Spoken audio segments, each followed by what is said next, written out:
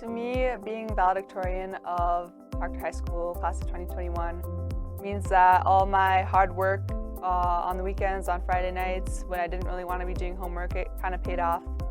Staying up, studying, doing extra work, and really just putting the effort in. I get, an extra pat on the back and a fancy name. It's kind of nice.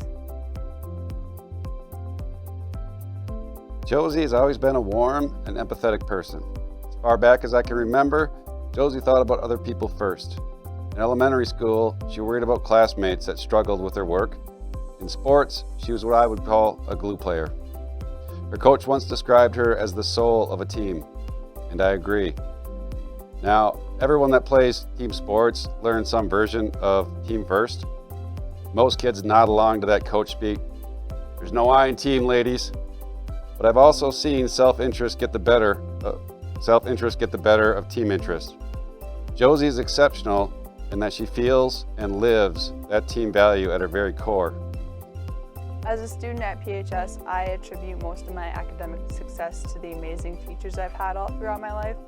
From elementary school on to high school, even the teachers I have now, they're all very intelligent and caring people, and they really did their best to mold my mind into one that would be able to think for itself and be successful after I'm done with high school.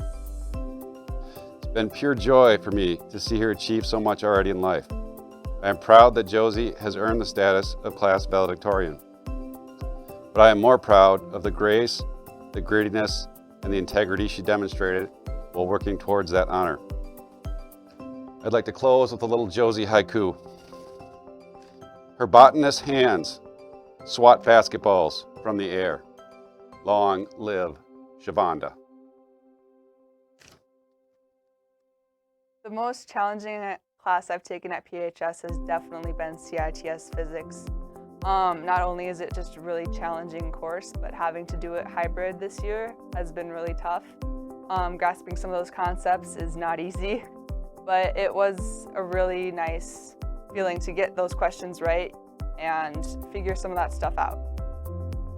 So Josie Maahs, what makes her, what helped her become a valedictorian? I think obviously she has all those usual prerequisites that you find with any typical valedictorian. She's obviously smart, she's hardworking, determined, motivated.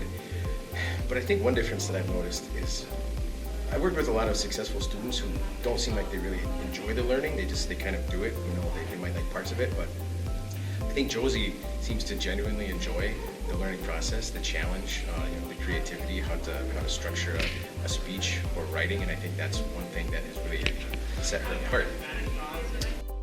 I would say the most enjoyable classes I've taken at PHS have been public speaking with Mr. Hall and composition 1 with Mr. Knight. Both of these classes allowed me to express my ideas, although in different formats. I really enjoyed writing the speeches or papers for both of these teachers, and Mr. Hall and Mr. Knight are both really cool and funny guys, and I'm going to miss them when I graduate. Dear Josie, I really can't believe that in a few short weeks you will be done with this stage of your life. I just don't know where the time went. So many grand adventures we have had, and so many more simple trips taken to find our next treasure. The things you have learned along the way and the things you have taught me will carry us both through the changes ahead. The little things like an agate walk down Woodhill Lane, or finding a cool plant to add to our collection, curling up with a good book to help you find your happy or just to escape for a bit. I know you have the tools to do the simple things that make hard days a little easier. Don't forget to use them when you need to. Let the confidence you took with you on those grand adventures, like your trips to Washington, D.C., New York City, and France, help you over the bigger hurdles you will face. I would say Mr. Nathan Johnson has had the most positive influence on my academic journey. All my time at the Maahs has really honed my writing skills into ones that I can use in any format. The opportunity he gave me to work at the Proctor Journal last summer was really unforgettable. I made so many amazing memories, and I was really able to impact my community. In his American Justice class, I learned a lot about the world around me and what we need to do better. And he's overall just a really great guy, really funny dude, and yeah.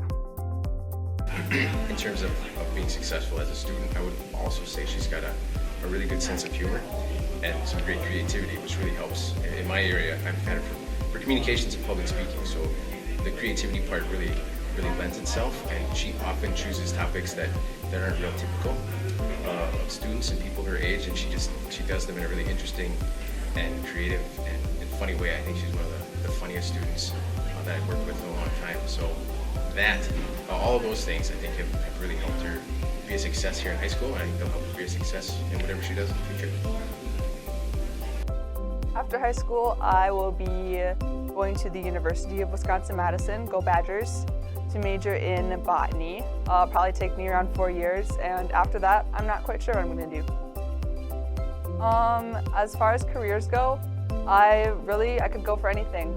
Working in a field, working in the lab, teaching, anything really related to plants or botany or writing, I would be happy with. So it's just a matter of going to college and figuring out exactly which way I want to go.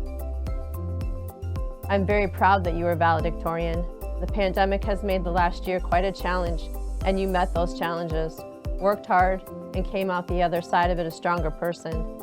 On June 7th, you step into your new identity. You become one of many, but I believe you will stick out.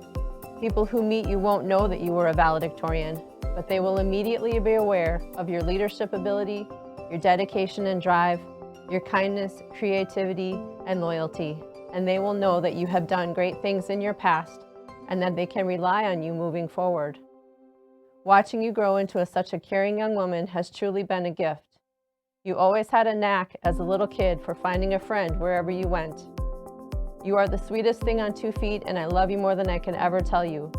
Stay true to who you are, Josie Maahs. Smile your biggest smile when you feel it, and it's okay if nobody can see those beautiful brown eyes when you do it.